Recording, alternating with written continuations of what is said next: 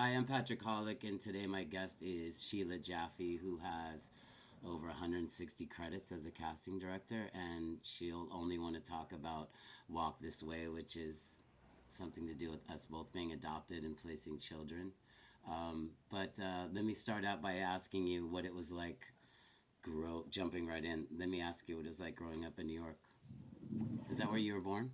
I was born in New York. I was born on 18th Street and 2nd Avenue and taken home to the Bronx a long time ago. And I was taken home, I was brought into the world by one woman and taken home by another. Were you adopted at birth, or how was that? 6 days old. Yeah. 6 days It, old. it, it was a private adoption. It was arranged through a lawyer. Hmm. So, it's funny, us adoptees, to jump right into the We're adoption of gonna it do all. that. Yeah, we could start a little bit, but I want to get that at the back. People want to know Yeah. how you become the best casting director in the universe. Okay, well, by being adopted, no, Yeah, because you fit into not any belonging. Not situation. belonging has been my career. So wait, Um, anyway, so yeah, I grew up in the Bronx. I grew up in New York, born in New York, grew up in New York. And then, do you want to talk about that I want later? to And know. Yeah, I also want to know about where were you the hostess? Where all the guys that I talked to, all the rock stars, remember oh yeah, stalking you and watching you seat people because they said Sheila Jaffe was the hottest chick in New York and we all wanted her. What restaurant was that where they stalked you? it was a restaurant called Cafe Central, Okay. and a friend of mine owned it. And I remember he lived. It was in my neighborhood on the Upper West Side, and I was invited to the opening night, and it got really crowded. And I I just said to him, "Can I help? Is there anything I could do?" He said, "Yes, go stand by the door." I mean, I had never worked in a restaurant. I knew nothing about restaurants, and I stood by the door and I kind of, navigated people in, and then I got a job there, and then I worked there for 7 years. How old were Like you when you started? I was young. I What does was that not, mean? you know, late 20s. Okay. And what kind of clientele? Who are these So it everyone in was New a York? it was a neighborhood restaurant, that on back then it was in the 80s, in the late it like 86. Well, early 80s Hmm. to late 80s to 86. Um, it The neighborhood in the Upper West Side, there were a lot of actors that Hmm. lived in that neighborhood. Hmm. And it started out by a lot of the guys who were in Animal House, the movie Animal House, Like Belushi and Peter them. Peter Riegert and Bruce McGill and all those people started coming in there because they lived in the neighborhood. Ah. And so it became like a local actor hang. And Hmm. then the owner of the restaurant, really smart, got friendly with the New York City Ballet, the ballerinas from the New York City Ballet. So they would come in. So all the actors wanted to meet the ballerinas, and the place just, took off like a ton of bricks. So all actors, Bruce Willis was the bartender there. Oh yeah, I remember that part. Yeah. He was a bartender. John Goodman was there every night. Did John Matt, Goodman drive a cab, or he didn't drive a cab? Is that true or no, he false? was acting already. Okay. He was, he was working. He was a working actor. But like Matt Dillon came in, Sean Penn came in. I mean, All of them. Robert De Niro, Joe Pesci. I mean, all ages, all sizes, shapes, million people. And I became, from the hostess, I became the manager, the night manager, and then the general manager. And at this point, what were you wanting to do? Were you wanting to act, or what were you thinking about doing? I had studied acting briefly in Hmm. college, and I went for an audition one time, and I put my hand on the door to walk into the thing, and I was shaking so much. I was like, I can't do this. That I was your couldn't get in casting there. That experience was as an that was actress, my acting experience. Yeah, I couldn't do it. I and couldn't that do it. was it. I auditioned for like another thing that when I had been in acting class, that Annabella Sciorra actually brought me to the audition for, because she was in my acting class, but it wasn't for me. Hmm. I'd rather, I don't know. I just like being behind the scenes better. I used to be really, really shy and nervous to be up in front of people. I had that And tremendously too. I wonder if it's our adoption issue. yeah, you don't want to be noticed. You don't Yeah, want to be seen. You just want to be in the background. yeah. You don't want to call attention to yourself because maybe you'll do something wrong and they'll give you away again or something. I don't know, but it is an Yeah, I have interesting that one thing. too. I studied theater and we had to do scenes and like do stuff on stage in front of people. And I remember just having meltdowns inside emotionally and stuff.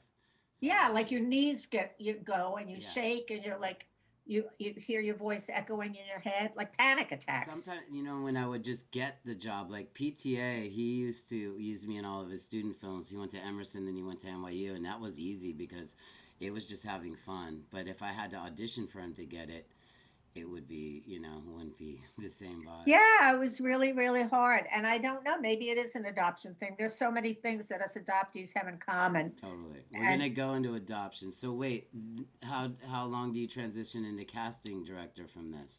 so the restaurant went out of business Hmm. because they moved to a bigger location. And, sometimes things are meant to be exactly what they are. It was like this perfect little place and it moved to a expansive place that just didn't work. So it closed and I had no idea. I mean, I didn't know what I wanted to do. I was like, dabbled in, like I would take all these courses in school like photography and painting and so it was always like somehow arts related, but the restaurant, being that it was filled with creative people and I was behind the scenes and I was orchestrating everything, I kind of liked that, Hmm. you know. So I didn't know what I wanted to do. And then I had become friendly with Georgianne Walken, who was a customer at the restaurant. And she and her husband, she was married to Chris Walken, they were in Israel. He was doing a movie there. An Israeli director asked Georgianne to help him cast 4 American actors for this film he was doing in Israel. And now I'm out of work, flat broke, don't know what I'm going to do. All I know is I have to pay the rent. I Hmm. have to get a job. I have to pay the rent. What should I get another restaurant job? I didn't know if I wanted to keep working nights. Really takes its toll on you, Hmm.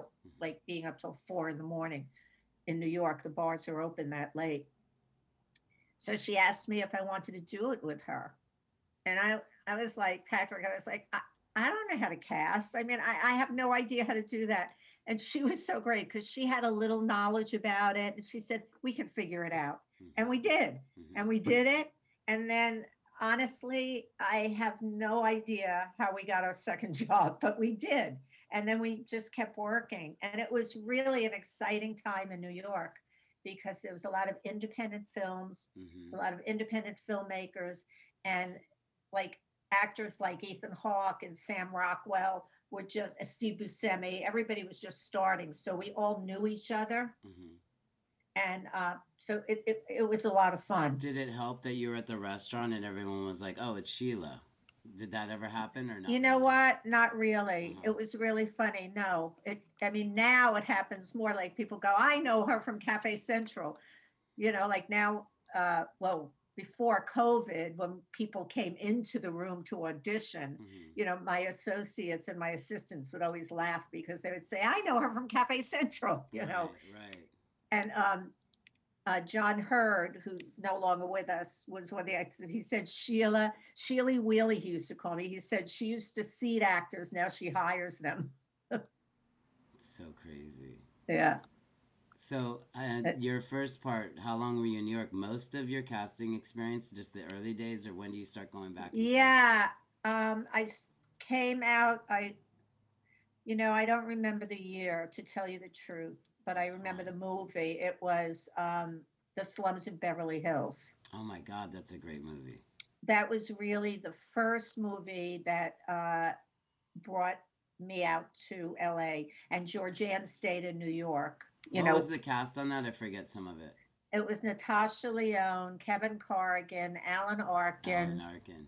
Yeah, Yeah, yeah, it's David, phenomenal. David, David Krumholtz when he sang "Luck Be a Lady Tonight." Do you Yeah. remember that? Yes, I do. That's a really Marissa good movie. Marissa Tomei. Mm-hmm.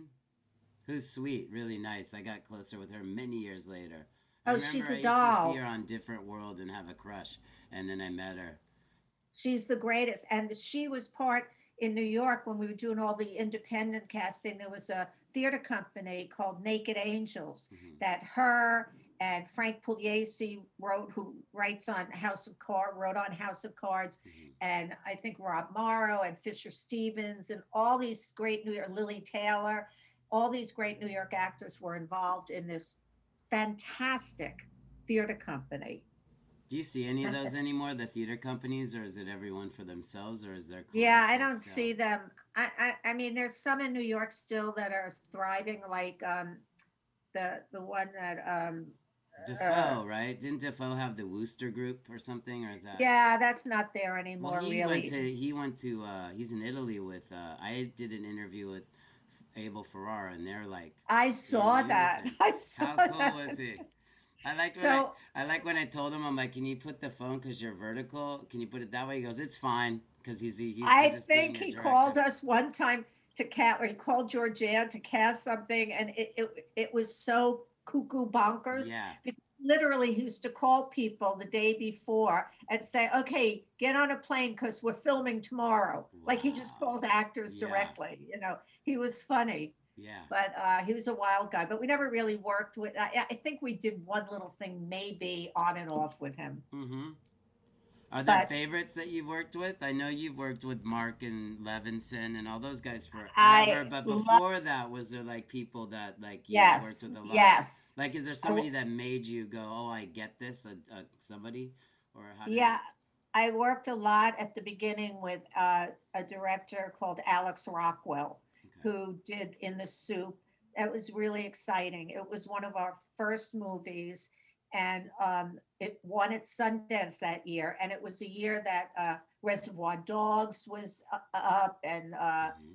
Jumping at the Boneyard, and a lot of independent films. And Alex, I did like quite a few movies with him, and we always used the same people. It was kind of like he loved John Cassavetes, so it was kind of That's like my favorite. modeled. That's the only reason I got in entertainment. I saw Love Streams when I was a little kid, and that's what I was like. I want to make movies. It was all because of John. Yeah, Yeah. and we even cast like in one movie we cast Sam Fuller because that was another influence. So that was Wow. exciting. Yeah, Yeah. it was really exciting working with him, and through him, I met Steve Buscemi. Mm-hmm. And then I worked with Steve on the movies that he directed. So that was great. They were just great people to work with. And now I work, I love working with Pete Berg.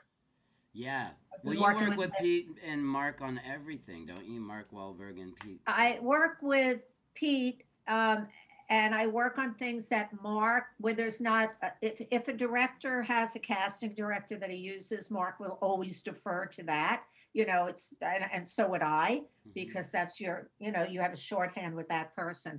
But when Mark's producing and they hire the director, I'm usually on those movies, and some that I've gotten and he's gotten independent of each other. So it just happened to You know, happen. Yeah. it just happens. But I've done like, it was funny, I counted them and I told him we've done like 17 or 18 movies together. I know. I want to talk about Sopranos. How does Sopranos happen? It's like the change of the whole. It invented what HBO. You It know. invented HBO, Yes. definitely. And Yeah. how it happened for us was, I guess, I don't know what came before us. I'm sure that they were meeting a lot of casting directors because David Chase was in LA. The project was basically starting in LA. Mm-hmm. David lived in LA. Um, and I I don't think he ever found anybody. And he saw a movie that Steve Buscemi directed that we cast called Trees Lounge. And when he saw that movie, he was like, "Who cast that movie? I want to meet those people Wow. that cast that movie." And that's how that happened because he loved the cast, he loved the movie, and I was out here. It was the same time as Slums in Beverly Hills, so I was here able to meet him, and I remember reading the script and loving it. I thought it was so great, and it was interesting because HBO, we had to convince people to do it. Nobody, They there didn't was a know what time. HBO was. Well, there was a time, and I'm sure you're aware of this too, Patrick, like when TV and film were so different, and film actors didn't want to do TV. Of It course. was like a step A down. big one. And now it's like a Opposite step stay. up. Opposite Yeah. stay, yeah. Consistent Yeah. work is what it is. So HBO was, brand new. Anybody only knew network television. Mhm. So in order to explain to people what this was hard. I mean, Jim Gandolfini was like, for 7 years, he didn't want to come in, and Georgiana and I were like, "No, it's a pilot. Nobody's going to see it. Don't worry, you just do the Get a pilot." check and go home. How did you Yeah. find James Gandolfini? What was he doing? Like independent movies? And No, he was doing okay. He was doing like the bad guy, and oh God, what was that movie with Patricia Arquette where he True beats her up? Romance. True Yeah, Romance. he was playing the heavy in Yeah. those kind of movies. And I was working with this director, another indie. It wasn't even a full film, it was for the Sundance Lab, the Writers Lab. Hmm. And she had a cast two people to be in it. It was a father and daughter story. And we cast Clea Duvall, who she was selling coffee at a like Starbucks. And I was like, are you an actress? Do you want to come in and read for this? Because she had just the kind of face that, fit this script. And the woman, Melissa Painter was her name, who was directing, who had written and was directing it, knew Jim. And she said, "What about him?" And I was like, "Well, he's a really good actor." I had only seen him play, I did see him on Broadway in Streetcar. So where he played with Aida Turturro in that. It was Alec Baldwin Did he and play Jessica Lange. the Brando role No, in no, that? no, no, no. He played the friend. Okay. Um, so I knew that he had enough. I felt like he had a bigger range than just beating up people and Right. being a heavy. And he was great in this. He played like a hippie father. Nobody ever saw it. It was just for the Sundance Lab. It was just a workshop thing. I saw it, and he was so charming and so sweet. And so he had this whole other side He that does was have a great. sensitivity that no big guys really can access. The way he would just switch it up like a light switch. Yeah, exactly. So then, Georgiana and I both were in favor of, How does that? Does he? Are you in the room when he reads Tony Soprano? yes, What was that yes. like? Did you see magic, or was it just a reading and you're moving on No, to it the was next guy? magic. It was kind of crazy. He read first, he was in New York. So he came in, I was in LA, and Georgianne was doing the New York end of it. So he came in New York, and he he asked to come back another time. He said, "I didn't realize the layers of this, Oh wow. I guess he didn't, I mean, again, he thought it was a pilot. I'm going to go in, test. I don't even want to do this." And then he felt like he wanted to come back. So David was leaving town. So we flew him to LA, and he came back in LA. Now, okay, here's where he read. It was like a Sunday, I think. I think David lived in Santa Monica. I can't remember. It was me, David, and Jim in David's kind of guest house. David ran the camera, and I read with Jim. And Wow. then Jim I and then didn't know Jim that. left. And then, oh, I meanwhile, cutting back to my acting days, David was always watching me. He loved my accent, and he loved the way I delivered his lines. Hmm. So I think he was always thinking, he was always trying to cast me. But again, I was like, I can't do it. Yeah. But he, so Jim left, and it was so long ago. It was the VHS tapes, Uh huh. and David and I ran to his house and put it in and watched it, and it was like, duh. You knew. It was a no-brainer. Hmm. It was just, it was never could be. I don't know. How Nobody, does how did Basquiat come? Was it Stephen Wright? Is that his name? What's the boy's name? Jeffrey Wright. Jeffrey Wright. Did you read a bunch of people for Jean Michel, or was it known that he would do it, or how does that We go? didn't read a bunch of people. We discussed a bunch of people, but Julian knew Basquiat well, Yes. and he saw what he needed in Jeffrey. And Jeffrey, of course, a brilliant actor. He is.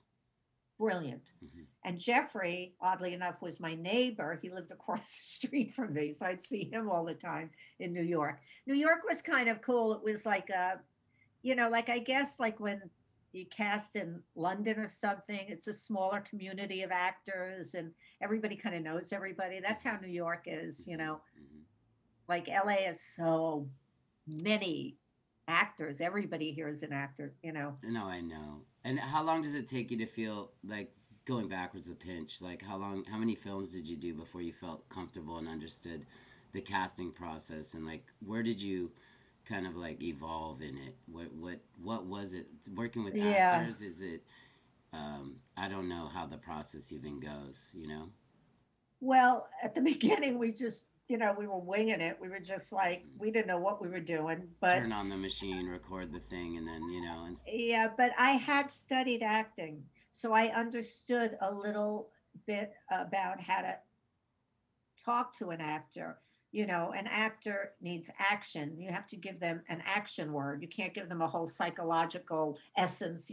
I've worked with those kind of directors too that go into the whole background when they were a child. An yeah, actor start needs to turning act. their head into mashed Yeah, yeah, potatoes. yeah, yeah. Exactly. They have to act. Hmm. You know, he's scared. He's whatever the verb is. He's running. Yeah. It's not like he thinks running is a really good sport. And he's always intrigued by, you know what I mean? Not saying names, but how many times in the room, because you've done over 160 something, it's like how many times in the room have you seen a director misleading an actor to get what they want if they're new, like Yeah, bringing yeah. in new? And do you come I've in? seen Do you it. come in on that and like kind of go, "Let me help you," or how do you do it? You do it gently. Yeah. You do it very gently and to help the director when you see that they don't know.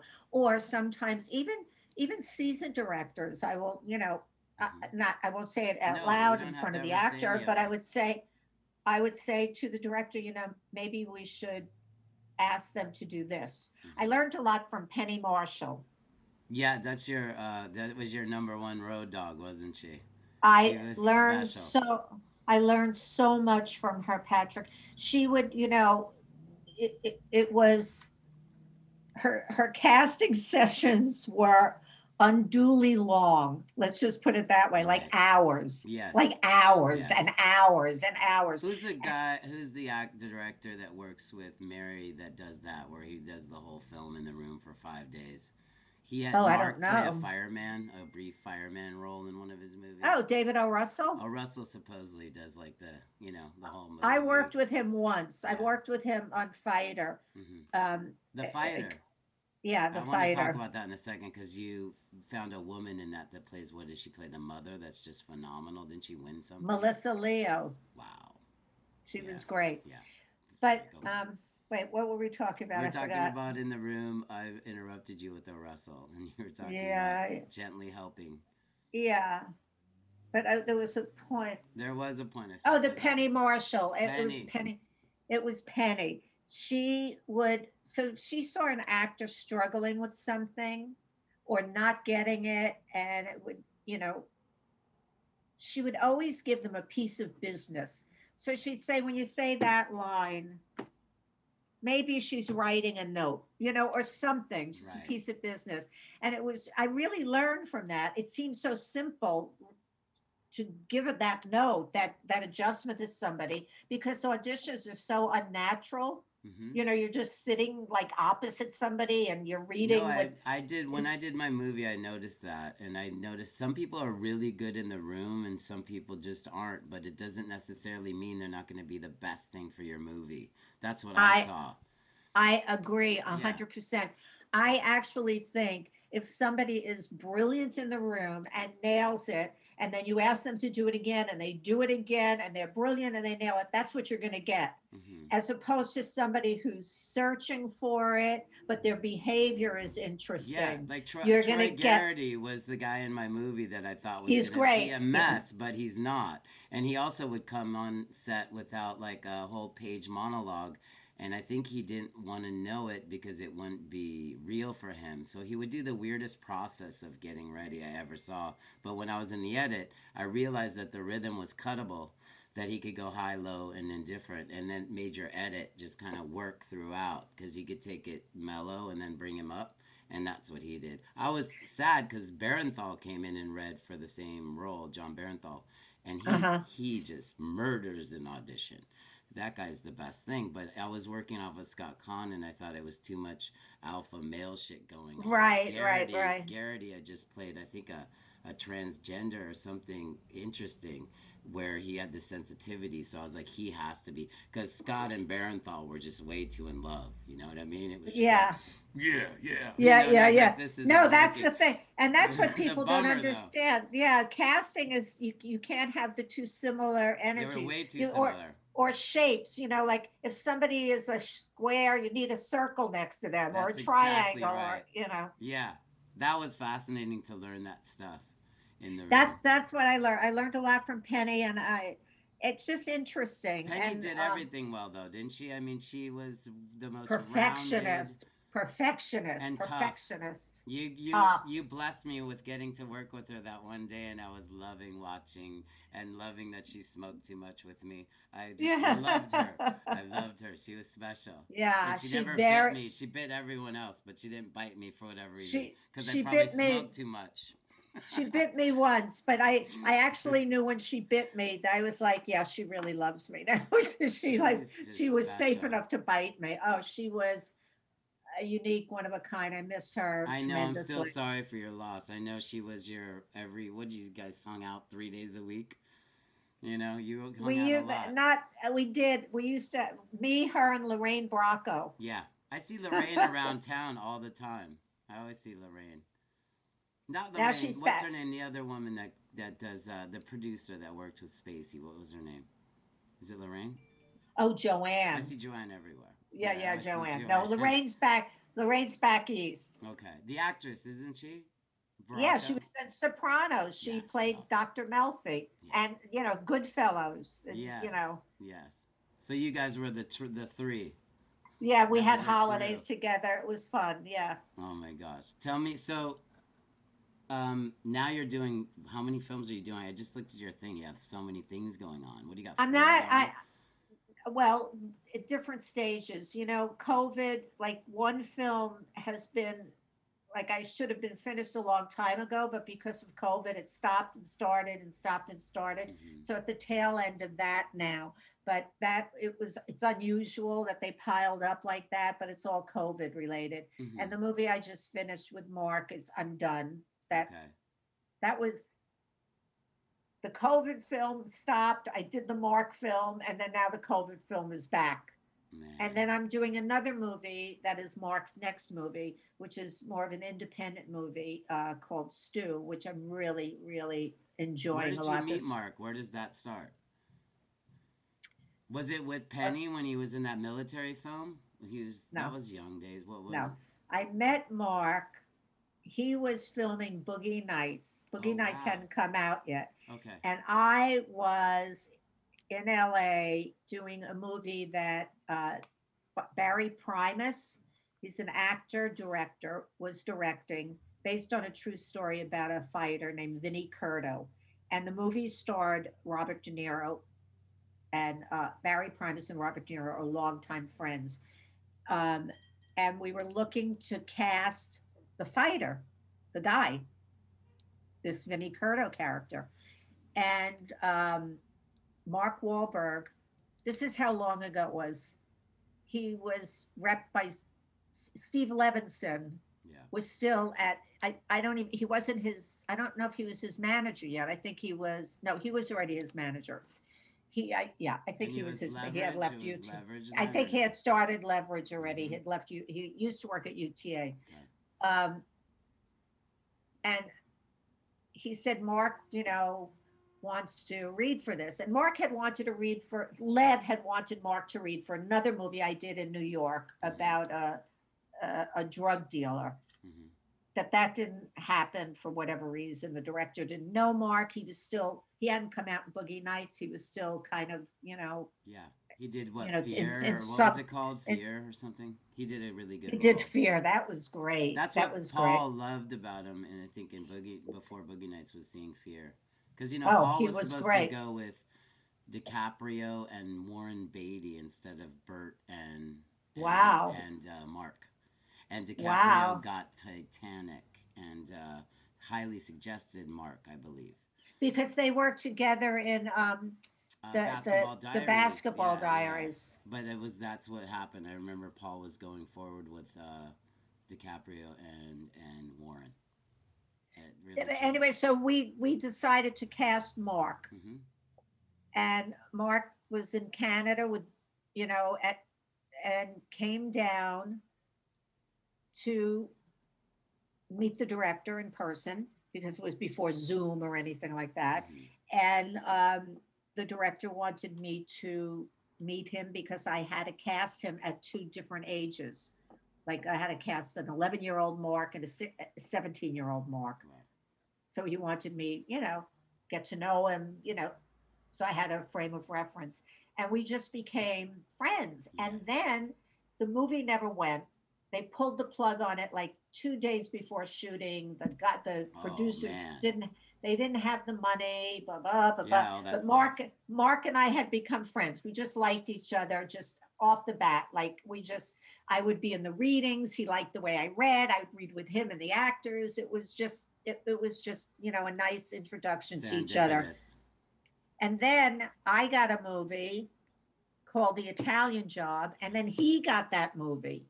So then we worked together again, Hmm. and he loved the cast I put together with that. And our friendship just grew and grew. And he trusted me a lot. And then he would suggest me if they didn't have a casting person, which is unheard of. Actors don't really suggest casting Right. directors, Was you it know, Was it Mark Wahlberg or Steve Levinson that got you in the whole entourage both, ballers both, world? It was double. both. Yeah. How long was that? That was like what was that? 15 years of casting for you? Yeah, yeah, yeah. And it was like, I mean, it's kind of like when you're in that group, it's like Steve and Mark, they're partners, and, I'm Hmm. their go to unless, Hmm. other things happen. But it's nice when you have those kind of relationships in this business with Hmm. people. And a lot of casting people do. Hmm. They work with certain producers all the time, whether it's Jerry Bruckheimer Yeah. or, And you it was know, Steve Levinson that introduced me to you, which is the best thing I ever. know, I Yeah. It's the know, best thing I he's ever know, done for I me. know. That was a long time Yeah, ago, yeah, yeah, too. yeah. But that was how we met. Let's go into let's talk about adoption and walk this way and how that starts. So, I know that's something you probably care about more than anything, right? That's your well, I thing. care about my organization, the Felix Tell me organization. about it. Um, How does it begin? it's hard. How does it begin? Is right. How does it begin? It begins with being adopted, and it begins with finally, at a certain point in life, talking about being adopted. Hmm. I think for all of us, I think we don't really, or if you talk about it, you're always the person. If you're just at a dinner party or whatever, go, I'm adopted. Everybody's like, they get quiet. You are, like it's a thing. It's not. I mean, do you know what I'm I saying? do. You, it's just a different thing. So anyway, I was at a point in my life where I kind of came out of the adoption closet, and I was like, I'm adopted. And I would tell everybody, as you know, and I'd also out anybody who was adopted. So like if I was with you at a party and somebody walked over, I go, he's adopted. I mean, I just would tell people all that. So in the midst of all this, I start searching for my birth family, which is a whole other hour-long discussion, for some other time, maybe. Hmm. I don't Hmm. know. And I never do this, but I had dinner with an agent in LA. It was Brad Slater. And I don't know why I barely go out to lunch with agents, but for some reason, because I was in the middle of searching for my birth family, and people listening that don't know what that entails, it entails everything. It's your primal being. You're looking for that lady that gave birth to you. It's enormous. It's like a big deal. Right. So you're preoccupied. So Brad at dinner says to me, I'll never forget, it was at Dantana's. He said, "How are you?" Well, I was like, "Here's how I am. I'm looking for my birth mother. I'm have a private investigator." And I just spewed this whole thing. And he says, "Wait a second. I can't believe you're telling me this. This is why there's no accidents in life. It's like all serendipitous." He said, "Do you know Daryl McDaniels from Run DMC?" And I said, "I don't know him, but yes, I know Run DMC." He said he was just in my office last week and he's adopted and he's just found out and he's going through this whole thing. He said, "You two have to meet each other." So we did, met each other, and we had like a 3-hour lunch and we talked. Now it's the first time I'm talking to somebody who's adopted, like really talking to them. It's the first time he's talking to somebody. Like, so we have like all these like things to say to each other about, and do you do this? And what about that? What about when people say that? Do you know your real mother? Like, people always say, "Do you know your real mother?" No, the real mother is the mother that raised us. That's the real mother. She was the one that was up with us in the middle. The language is all messed up for adoption. So Daryl and I just started thinking about that we were really fortunate, not lucky, but fortunate that we got taken home, that it's just random. Three little babies could be next to each other, that their mommies don't want them, and just one of them gets taken home and the other go where? There's no orphanages. So where do they go? They go to foster care, they go to group homes. So we decided that we wanted to do something, um, to better the lives of those kids and to give them some of the opportunities that those of us that didn't get a home were fortunate enough to have. So we started an organization which you have helped us with and been so generous of your time and creativity. Yeah.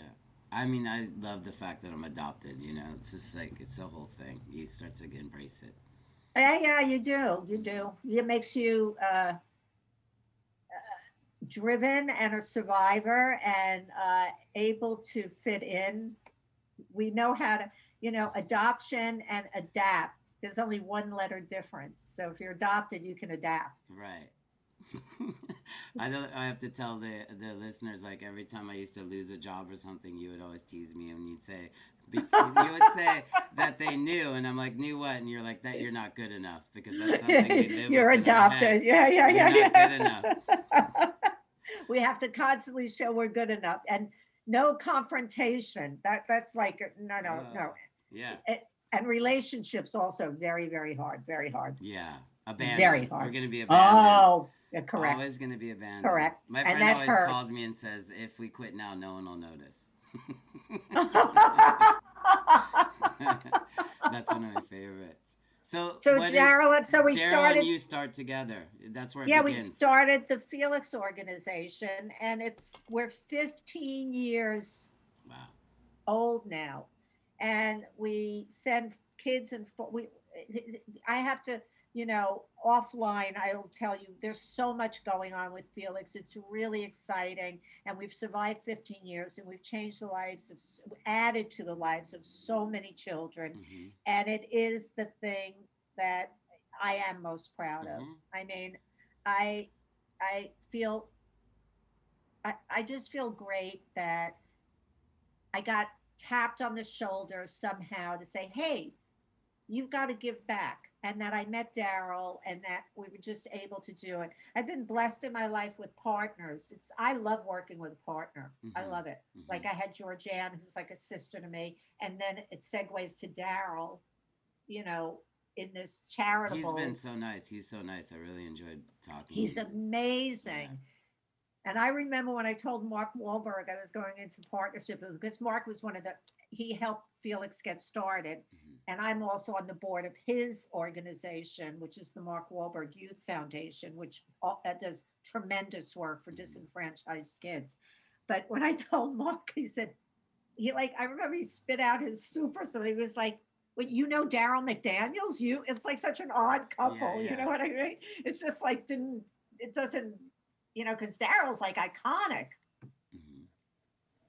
How many kids have you placed? Do you think the Felix organization has worked? Well, we've serviced, yeah, that's a hard, I don't know, like thousands and thousands. Mm-hmm. I don't have the exact number. I Mm-hmm. should, but I How many don't. people are helping, like actively helping with Felix nowadays? Oh, we did a thing during the pandemic called Give This Way. We did a virtual kind of show, concert, Mm-hmm. so many people like came and supported. Chris Walken sent did a message online. Mm-hmm. Rosie Perez, Mark always, Lorraine always, and just so many other people just get involved and want to help. We have a very strong network. And we do the, I think, did you come to one of the Laugh This Ways we I did here did. I with, went to. It was it at the Laugh Factory, the comedy store. We went to one. It yeah, was with Chris beautiful. Spencer and Yeah, Vanessa great Spencer. comics. All the great comics came. Yeah, well, Chris Spencer is like one of the best. And they also came up to camp and they taught a comedy workshop to the kids. But we've grown. We like do things with the kids now. Last year was challenging because you couldn't have camp because No, of, I know. COVID. Yes, But we did virtual camps and we did things with the kids that are in group homes that didn't have to quarantine because they're all in a bubble together. I like They went on your New hikes. York. I like your New York. You're like quarantine. How does somebody get to? What is there a website or something someone could hit? Because if someone uh, wants to help, it's I'll put it in the link www. also. thefelixorganization.org. Okay, yeah, because I want people to see it. It's really And we're cool. doing an event in May in New York, but it's also going to be virtual. Yeah, go to check the website. It'll tell you about this event we're going to do. It's a walk. Hmm. We do everything called This Way, walk Yeah, this yeah. way, laugh this way, Is that eat because of this way. Darrow with Yeah, you know? yeah, Yeah, yeah, of course, of course. that's so cool. So what do you when you've been like quarantining or do you go is physical world starting for you? No, I don't know what's going to happen. Mhm. You tell me. I don't know. I don't know if I casting. surrendered in April, so I'm the guy that's outside again. I just had to get outside, so like I'm just living. I've been shooting a little series, so I just it is what it Will is. you shoot? You're shooting I'm like doing my own show with like no support and just interesting actors that have been around me and without a studio and I'm funding it and it's working out so far. So I'm just going to keep doing it. I just started it in the end of the world COVID thing after March, April. I started writing it and then I started shooting it because what's bad for everyone being shut down is good for somebody that doesn't have anything. So like we're able to get great locations and great performance and people, yeah, you know. yeah. So it's kind of opposites day. You know, it's funny that I start working when everyone else stops. But that's the story of my life. That's the way my life has But always that's worked. that's good. You made lemonade out of Yeah, I've lemons. reversed engineered the go meet and have the dinner and get the funding. We just put a camera on a tripod, got interesting people, started writing and doing it. Well, I think that's kind of like to go back to all the way at the beginning conversation of like independent filmmaking in New York. That's how they did it. Yes. And a lot of great things came out of that. And maybe this is a lesson for all of us. Hmm. I find now the weird casting thing, the Zooms, it's just Hmm. weird. Everybody self tapes. And so you get a self tape and it's so much better when you're in the room with somebody and you could give them an It's adjustment or uncomparable. Yeah, it's yeah. uncomparable. And it's just like, oh, now I have to call the agent, tell the agent, tell him to do it again, do this. It gets like the game of telephone gets Yes. lost in translation. Have you been offered the vax? Because you should be coming up on a vax, maybe. Yes, yes, yes. I had one. Hmm. Have you done both, or you done the first part? Just one. I Yeah. did one.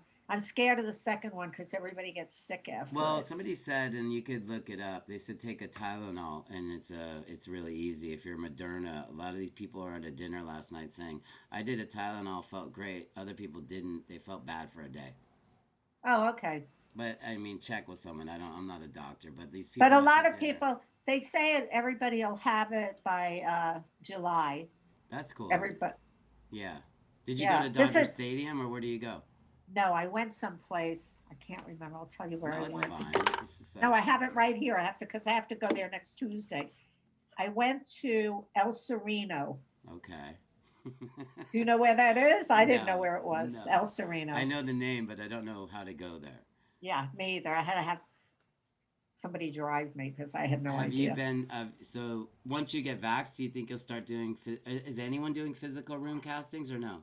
No, No. no, because SAG, no, there's too many protocols. Union and yeah. I would have to have, so your production would have to pay to have somebody there COVID testing people to come into the room with Yes. me, COVID testing me. Yes. It would be insane. I did, actually, full circle, I did a little tiny bit that you'll miss if you blink in Paul Anderson's new movie.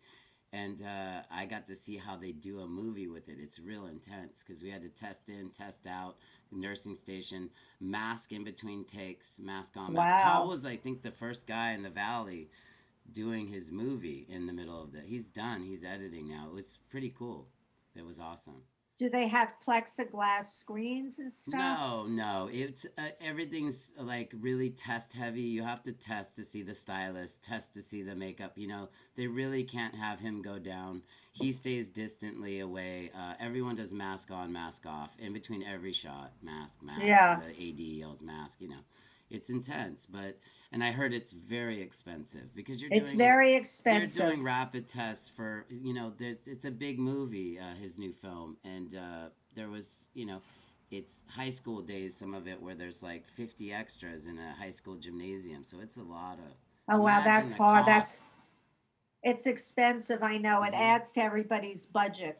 Beyond. So we'll see what's going to happen, you know, with the film industry and with everything and just work in general. I mean, look at all these agencies. Mm-hmm. I mean, who's going to want to go back to those buildings where the windows don't open? I don't know how it all survives, you know. I know a lot of people are either back or going back March, April that have shows, that have been doing shows like Euphoria. My friends are going back. Norman's back on Walking Dead. But they're like, you know, they have to stay. How many years has Norman been on Walking Dead? Forever. Like 20 his whole life. Yeah. I love that guy. And I think they're doing a 13-month push with him, which is just like not, you know, that's tough, man. He must be going out of his mind. No, like, you know what? He's the guy that's been great. The most, out of all my actor friends, I think he's the most grateful and adjusted somehow he could deal with this because I think he knows what it's like to get it late. I think he knows what it's like to have it. And there's because he was kicking around. And even when I talk, because we're very close, he's like my brother. And when I talk to people that are just like peripheral members of the set and stuff, they say that guy is the guy. He knows all of our names. He's always kind. You know, he's a doll. Tell him I say hello. I will. He helps with Felix too. He always contributes Norman's like to Felix. An anomaly in the world of people. He's always been really outside nice of guy. show business. He's just the guy. You know, he'll stop and do he's like those country stars where he'll do 300 autographs and 400 photos on the street and miss dinner because he can't just be like, no, man, you know, he's not that guy. It's like he's amazing. So nice. Yeah. But I will. But so I'm gonna wrap up and let you get back to your life. But I want to see you outside soon. Let me get my 2 shots and then I'll get mine, wait. And then you'll feel safe. And then restaurants will open and, we'll still sit outside. I mean, they still tell you to wear masks. Who knows? I mean, we got to get through this. Yeah. That's all I know. Yeah. It's been a crazy year for all of us. Beyond. I love you and thank you. I love you. This. Thank you. I'm glad you're doing this. Yes. Okay. All right. Bye-bye. Bye. I love you.